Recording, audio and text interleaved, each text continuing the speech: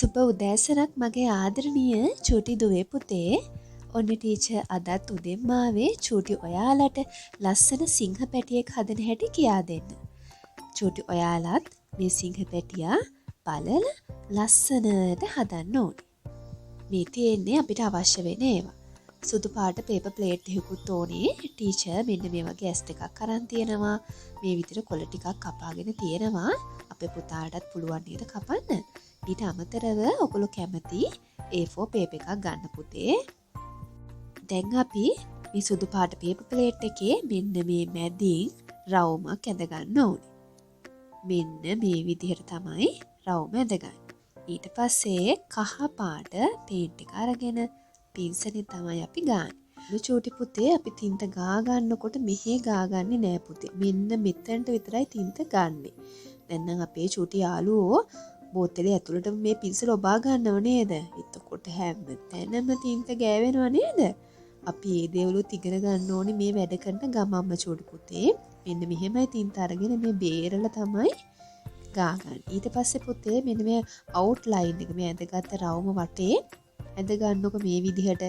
එතකොට ලේසි.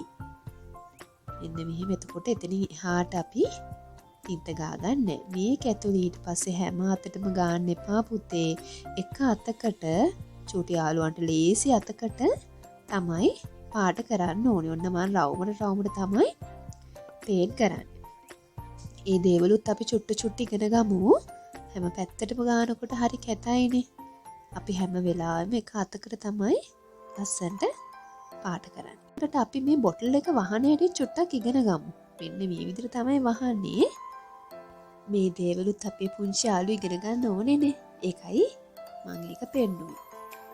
ඔන්න චූටි පුතේ ඊළඟට අපි ගන්නේ මෙන්න මේ ඔරෙන්ජ් කලර් එක.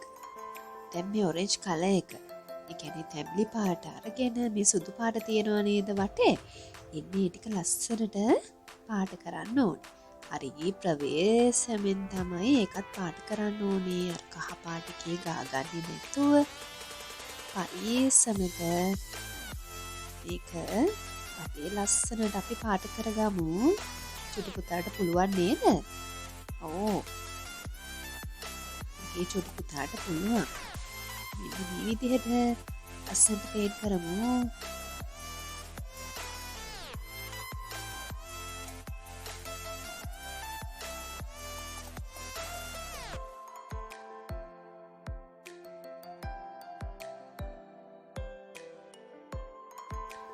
ඔන්න චුටි පුතේ ටීචර් නම් ඔන්න ගාගත්තේ නෑ නේද කහ පාට එකේ.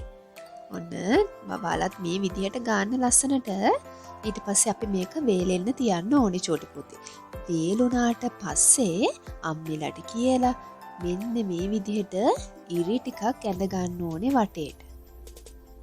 සමානව මේ විදිහට ඉරි ටිකක් ඇඳගමු. ඉරි ටික ඇඳලුණාට පස්සේ චුටි පුතේ දැන් අපි මොකද කරන්නේ? කතුර අරගෙන ඒ ඉරි ටික කපන්න ඕනේ. හැබැයි කහ පාට කෑල්ල ළඟ කපන්න එපා. කහ පාට කෑල්ල ළඟට එනකම් විතරයි අපි මේක කපන්නේ. දැක්කද? මේ ඇඳපු ඉරි ටික තමයි කපාගෙන අපි යන්නේ මෙන්න මේ විදිහට. චුටි පුතාට පුළුවන් නේද? හරි ලේසි නේද? හරිම ලේසි. හරි. දැන් ඔන්න චූටි පුතේ කපාගත්තට පස්සේ පේන්නේ මෙන්න මේ විදිහට. හරිම ලස්සනයි නේද? අල්ලලා බලන්න ඕගොල්ලොත් මේ නවන්න පුළුවන් මේ. හරිම ලස්සනයි. දැක්කද? ඊළඟට චූටි පුතේ ටීචර් මේ වගේ ඇස් දෙකක් ගත්තට චූටි ඔයාලා සුදු පාටයි කළු පාටනුයි රවුම් කපලා අපි ඇස්වල අලවමු. මේ ඔයගලන්ට ආස හිතෙන්නයි ටීචර් මේ වගේ ඇස් දෙකක් ගත්තේ. ඔන්න අපි මේ ඇස් දෙක ගාන්ට හලව ගමු.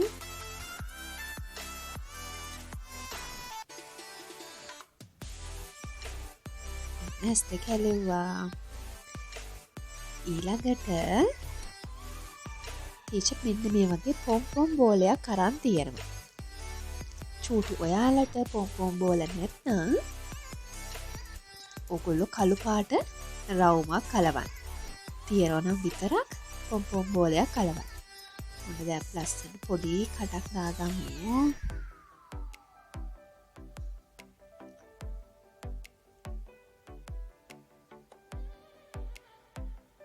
ඔන්න දැන් කට ඇඳ ගත්තා. ඊළඟට චූටි පුතේ මම රතු පාට පේන් චුට්ටක් අරගෙන මෙන්න මේ කට ඇතුලේ ගානවා.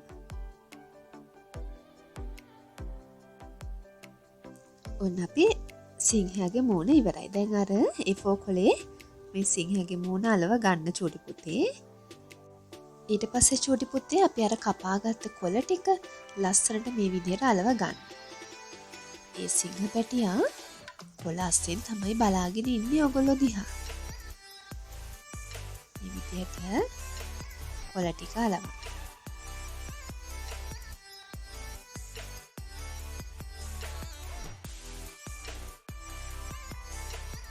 ඊට පස්සේ චූටි පුතේ මෙන්න මේ මගේ මල් චුට්ටක් කපාගෙන අපි අස්සෙන් චුට්ටක් අලව ගමු. ලස්සනයි නේද එතකොට? චූටි පුතාටත් පුළුවන් නේද? ඔන්න චූටි පුතේ ටීචර් සිංහ පැටිය අලවල ඉවරයි. තේනවද? ලස්සනයි නේද යා? චූටි ඔයාලත් ලස්සනට පේන්ට් කරලා ලස්සනට කපලා ලස්සනට අලවන්න ඕනේ. ඔන්න චූටි පුතේ අදට ටීචර් යනවා චූටි ඔයාලට තවත් දවසක ලස්සන පාඩමක් අරගෙන එන්න. එතකන් චූටි ඔයාලට සුබ දවසක්.